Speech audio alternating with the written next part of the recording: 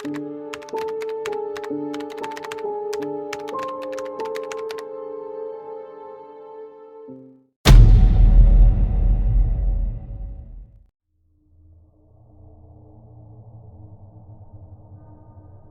अनुभव कथाकथनचे सबस्क्रायबर पंकज उबाळे यांनी पाठविला आहे. 12वीचे पेपर नुकतेच संपले होते आणि सुट्ट्या लागल्या. अर्थातच मला कधी एकदा गावी जातो असे झाले होते. मी माझी बॅग भरली आणि आई वडिलांना निरोप देणार तेवढ्यातच आई म्हणाली, गावी जातोयस पण ऐक, तिकडे कुठे एकटा फिरू नकोस हा. तिन्ही सांजेच्या आत घरी येत जा. मी मध्येच तिचं बोलणं थांबवलं आणि म्हणालो, हो ग आई, तुझ्या सर्व सूचनांचं मी पालन करीन, ठीक आहे. आता निघतो मी. आणि हो, गावी पोहोचल्यावर कळवतो. माझा गावचा प्रवास सुरू झाला. माझं गाव पालघर जिल्ह्यात आहे. डोंगराळ आणि निसर्गाचं वरदान लाभलेलं असं गाव. माझ्या गावच्या घरी आजी आजोबा असतात. घरी पोहोचताच त्यांच्या पाया पडलो आणि त्यांचा आशीर्वाद घेतला. त्यांनाही मला पाहून खूप आनंद झाला. माझी उन्हाळ्याची सुट्टी खूप छान जाऊ लागली. पण मला ठाऊक नव्हते की एक अमानवीय शक्ती माझ्या आनंदात लवकरच विरजण घालणार आहे. असाच एक भयानक अनुभव मी तुमच्या समोर सादर करीत आहे. माझ्या गावच्या घरापासून थोड्याच अंतरावर एक सरकारी दवाखाना होता आणि त्याला लागूनच एक छोटंसं वसतिगृह होतं. सरकारी दवाखान्यात जे काही शिकाऊ डॉक्टर्स येतात त्यांच्या राहण्याची सोय व्हावी यासाठी ते असावं. पण बऱ्याच वर्षांपासून ते वापरात नव्हतं. त्या वसतिगृहाच्या जागेबद्दल खूप काही किस्से ऐकून होतो की ती जागा पछाडलेली आहे. 2 मुलांचे मृतदेह तिथे दफन केले होते. माझा मात्र भुताखेतांवर तसा काही विश्वास नव्हता. दिवस अगदी मस्त मजेत घालवत होतो. 2च दिवसांनी आमच्याच वाडीतील एका ताईचा हळदी समारंभ होता. हळद म्हटली की धिंगाणा आलाच. आकाश आणि शुभम हे माझ्या वाडीतले मित्र. मला आणि शुभमला तसं दारूचं व्यसन नव्हतं. आकाश कधीकधी असाच हळदी समारंभात प्यायचा. पण यावेळी आकाशने आम्हालाही थोडा फोर्स केला आणि आम्हीही म्हटले, ठीक आहे, थोडी घेऊन बघू, तेवढीच मजा. हळदीच्या रात्री आम्ही तिघेही ताईच्या घरी जमलो. ताईच्या सख्या भावानेच दारूची सोय केली होती. आकाशने दारूची एक बॉटल घेतली आणि आमचं दवाखान्याजवळील त्या हॉस्टेलजवळ दारू प्यायचं ठरलं. याचं कारण असं होतं की आम्हाला थोडासा निवांतपणा हवा होता. आमची पार्टी सुरू झाली, पण कोणी ना कोणी तिकडे यायचे आणि आमच्या पार्टीत व्यत्यय यायचा. त्यात मी आणि शुभम पहिल्यांदाच दारू पीत होतो, त्यामुळे आम्हाला कोणाच्या नजरेत यायचे नव्हते. शेवटी वैतागून आकाश म्हणाला, चला, आपण वसतिगृहाच्या मागील बाजूस दारू प्यायला बसू, तिथे कोणीही येणार नाही. हे ऐकताच शुभम ओरडला, बाबांनो, तुम्हाला जायचं असेल तर तुम्ही जा तिकडे, मी नाही येणार. कारणही तसंच होतं. हीच ती जागा जिथे त्या 2 मुलांना दफन केलं होतं. शुभमचं हे बोलणं ऐकताच आम्ही दोघेही त्याच्यावर हसू लागलो. त्याला भित्रा म्हणून चिडवायला लागलो. यावर आकाश म्हणाला, अरे यार शुभम, काय घाबरतोस? असतील भूत तर असू देत, त्यांनाही दारू पाजू, म्हणजे त्यांचीही मजा. शेवटी शुभम आमच्याबरोबर यायला तयार झाला. अर्थातच त्याचा नाईलाज झाला होता. आम्ही तिघंही वसतिगृहाच्या मागच्या बाजूस आलो. ती जागा तशी भयावहच होती.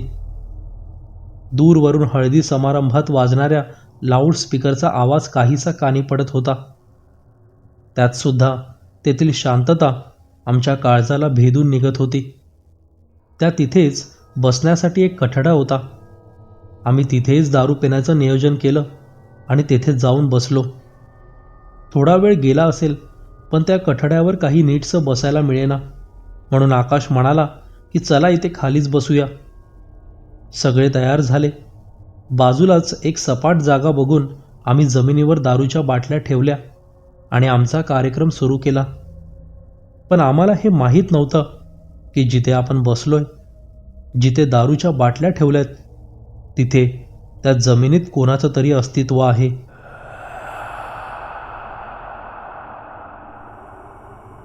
आता 12 वाजून गेले होते. मला काहीतरी कुजबूज ऐकायला येऊ लागली.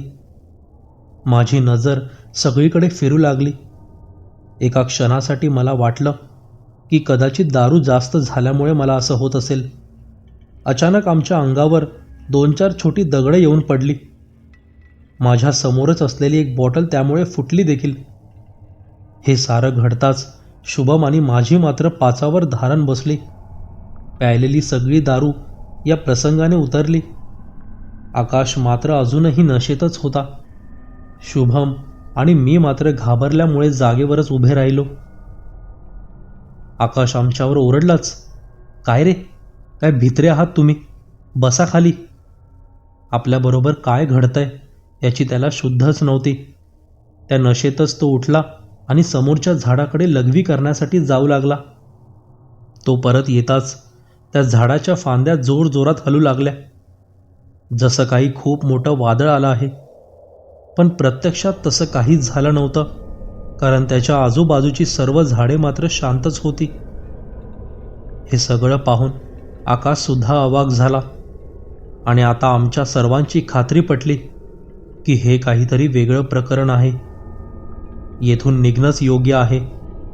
काही वेळातच अचानक मोठमोठे दगड झाडाझुडपातून आमच्या दिशेनं भिरकावू लागले. आम्हा तिघांना सुद्धा कळून चुकले होते की आता आपण काही वाचत नाही. इथे येऊन आपण खूप मोठी चूक केली आहे. ही तर फक्त सुरुवात होती. शेवट तर खूपच भयानक होता. मध्येच लहान मुलांच्या हसण्याचा तर कधी रडण्याचा आवाज येऊ लागला.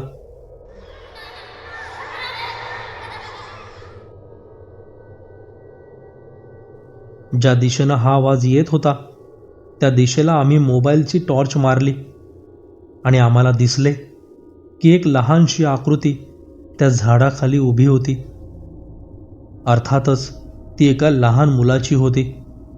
आम्हाला कळून चुकले की हे सगळं अमानवीय आहे, कारण आजूबाजूच्या परिसरातील किंवा वाडीतील कुठलंच लहान मूल या वेळेला एकटं येथे येऊ शकणार नव्हतं. सगळं काही समजून उमजून सुद्धा आम्ही तिथून हलू शकत नव्हतो. आमचा मेंदू जणू कोणत्याही अवयवांना हलण्याची परवानगी देत नव्हता. अचानक दिसलेल्या या दृश्यामुळे आम्हाला काय करावं समजत नव्हतं. ती अमानवीय शक्ती आमच्याकडे क्रूर नजरेने बघत होती. कदाचित आम्ही त्या जागेवर येऊन त्या अमानवीय शक्तीची शांतता भंग केली होती. आमचे हातपाय सुन्न झाले, पण देवाची कृपा आणि काही वेळातच आम्ही शुद्धीवर आलो. तसा मी ओरडलो, लवकर निघा इथून. अंगात जेवढा त्राण होता तेवढा सगळा एकवटून आम्ही धावू लागलो. कसंबसं वसतिगृहाच्या पुढील बाजूस आलो आणि समोरील रस्त्यावर अक्षरशः अंग झोकून दिलं. तसंच थोडा वेळ विश्रांती घेतली. शुभम तर रडायलाच लागला. तो बोलत होता की मी तुम्हाला सांगितलं होतं की तिकडे नको जाऊयात, पण तुम्ही ऐकलं नाहीत माझं. शेवटी घडलेला सगळा प्रकार तिथेच विसरून कोणालाही काहीही न कळू देता आम्ही घरी जाण्याचे ठरवले. काही केल्या रात्रभर घडलेला हा प्रकार नजरेसमोरून जाईना.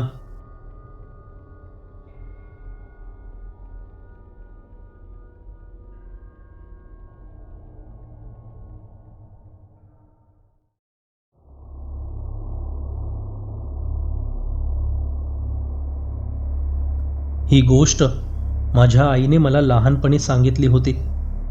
माझ्या आईला आणि मामाला आलेला हा प्रत्यक्ष अनुभव होता. माझी आई कोकणातल्या सिंधुदुर्ग जिल्ह्याच्या वेंगुर्ले तालुक्यातील शिरोडा गावात राहायची. एके दिवशी काही कामानिमित्त आरवली या गावी मामाबरोबर गेली होती. परत शिरोड्याला येताना उशीर झाला. आरवली गावातून परत शिरोड्याला जाताना मध्ये एक खाडी लागते. त्यावेळी त्या खाडीवर पूल नसल्यामुळे नाव वापरून खाडी पार करावी लागायची. आई आणि मामा खाडीकडे जाण्यासाठी निघाले तेव्हा रात्रीचे 11:15 वाजले होते आणि त्यांना 12:15ची शेवटची नाव गाठायची होती. उशीर खूप झाला होता आणि काळोखसुद्धा भरपूर होता, त्यामुळे मनात भीतीची धाक होती. खाडीवर जात असताना त्यांना दूरवर एक दिवा दिसत होता. मामा आईला म्हणाला की कोणीतरी शेतावर राखण करणारा घरी चालला असेल कंदील घेऊन. त्याचवेळी अचानक बाजूच्या झाडीमधून एक भला मोठा काळ्या रंगाचा कुत्रा आईला आपल्या अंगावर येतोय असा दिसला आणि ती किंचाळली. तो कुत्रा काही क्षण दिसला आणि नाहीसा झाला. तो कुत्रा जेव्हा नाहीसा झाला त्यावेळी आईला असं वाटलं की दूरवर दिसणारा तो दिवा जरा जास्त प्रखर झाला होता. आई आणि मामा खाडी किनारी पोहोचले तेव्हा मामाला खाडीच्या दुसऱ्या बाजूवरून येणारी नाव दिसली आणि तो जरा सुखावला. तरीसुद्धा नावाड्याला या किनाऱ्यापर्यंत पोहोचायला अजून 15 ते 20 मिनिटे लागणार होती. लांबवर दिसणाऱ्या दिव्याची प्रखरता आणि आकार वाढतच होता. तो माणूस कदाचित त्यांच्या दिशेनंच येत असावा. त्याचवेळी दिवा ज्या दिशेनं येत होता त्याच्या विरुद्ध दिशेला काही अंतरावर आईला हालचाल ऐकू आली आणि आईने त्या दिशेनं बघितलं. तिला काही अंतरावर एक आकृती दिसली. आईने मामाचे लक्ष तिकडे वेधले. ती आकृती जेव्हा जवळ आली तेव्हा त्यांना एक भयानक प्रकार दिसला. तो एक माणूस होता, पण त्याला मुंडके नव्हते आणि त्याच्या अंगावर कपडेही नव्हते. मामा समजला की ते इतर काही नसून तो एक मानकाप्या होता. मामा मानकाप्याबद्दल असे ऐकून होता की तो एक पिशाच्च आहे आणि काही विशिष्ट दिवशी रात्री विशिष्ट वेळी गावात फेरफटका मारतो आणि त्यावेळी तो वाटेत येणाऱ्या कोणाचेही मुंडके धडा वेगळे करू शकतो. आई आणि मामा प्रचंड घाबरले. मानकाप्या जलद गतीने त्यांच्याकडे चालत येत होता आणि अचानक दिव्याचा लख्ख प्रकाश त्यांच्यावर पडला. त्यांनी दुसऱ्या बाजूला बघितले तर तो दिवा जवळ आला होता आणि त्या दिव्याचा आकार साधारण दिव्यापेक्षा जास्त होता. तो दिवा ज्या व्यक्तीने पकडला होता तो माणूससुद्धा 10 ते 12 फूट उंचीचा होता. अंधुक प्रकाशात तो माणूस नीटसा दिसत नव्हता, पण आईने आणि मामाने त्याची अंधुकशी आकृती बघितली आणि त्यांच्या वर्णनाप्रमाणे त्याची शरीरयष्टी एकदम धडधाकट होती. त्याने धोतर नेसले होते, खांद्यावर फटकूर होती आणि पायात चामड्याच्या चपला होत्या. त्याने डोक्यावर पांढरा फटका गुंडाळला होता. मामाला दुसऱ्या बाजूने येणाऱ्या मानकाप्याची आठवण झाली आणि तो त्याला बघण्यासाठी वळला, पण आता मानकाप्या तिकडे नव्हताच.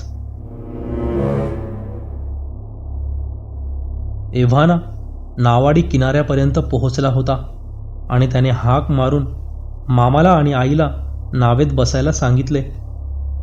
मामा आणि आई नावेत बसून यायला निघाले. दिवा घेऊन तो भला मोठा माणूस तिथेच उभा होता. थोड्या वेळाने तो आपल्या दिशेनं जायला निघाला. तो जसा जसा दूर जात होता दिव्याचा आकार पुन्हा कमी होत गेला. मामाने नावाड्याला विचारले की तो माणूस नक्की कोण होता. तेव्हा नावाडी म्हणाला की तो इतर कोणी नसून आरवली गावाचा रक्षण करता एक जागृत दैवत श्री देव वेतोबा होता. मामा आणि आई समजली की वेतोबानेच त्यांना त्या मानकाप्यापासून आणि त्या कुत्र्यापासून वाचवले होते. नमस्कार. कथाकथन या यूट्यूब चॅनलमार्फत आम्ही सादर करीत असलेल्या भयकथा आणि आपल्या सबस्क्रायबरचे अनुभव जर आपल्याला आवडत असतील तर व्हिडिओला लाईक नक्की करा आणि आपल्या मित्रमंडळींमध्ये भरपूर शेअर करा. आपल्याकडेही जर अशा कथा व अनुभव असतील तर ते तुम्ही कथाकथनच्या ईमेल आय डीवर पाठवू शकता. ईमेल आय डी आहे कथाकथन 20@gmail.com. तसेच कथा व अनुभवांच्या नवनवीन अपडेट्ससाठी आपल्या फेसबुक आणि इंस्टाग्राम पेजला नक्की फॉलो करा. धन्यवाद.